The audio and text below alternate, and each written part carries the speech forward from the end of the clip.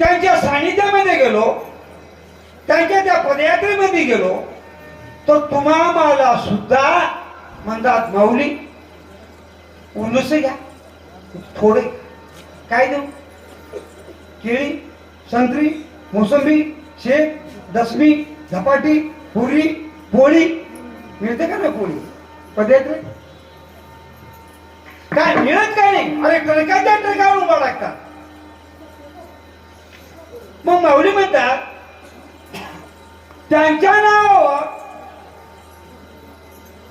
जे एवढं प्राप्त होतं, एवढं जे मिळतं, आणि आमच्या नावावर काय होतं? आमच्या जर एखाद्या म्हशीने आमच्या म्हशीचा तो बांधलेला खुंटा जर म्हैस उपडली आणि तो रवण्यासाठी जर घुसा पाहिजेत ना, मग घुसा जर आम्ही शामराव पाटलाच्या घराला मागायला गेलो, शामराव पाटील थोडं तुमचा घुसा द्या, आमची म्हैस खुंटा उपडली. शामराव पाटला विचारले, पण शामराव पाटलाच्या अगोदर शामराव पाटलाच्या पत्नीनं बायकोनच म्हणाली कालच तुकाराम पाटील घेऊन गेला.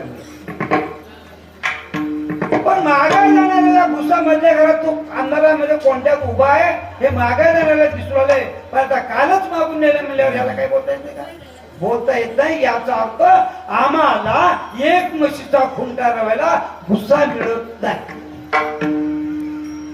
त्यांचाही जन्म ऐवळाच्या उदरी, तुमचा आमचाही जन्म ऐवळाच्या उदरी, पण असं का? याचं एकच कारण आहे, त्याने देहाचा देव केला आणि आम्ही देहाचं मातेरे केलो. शिवा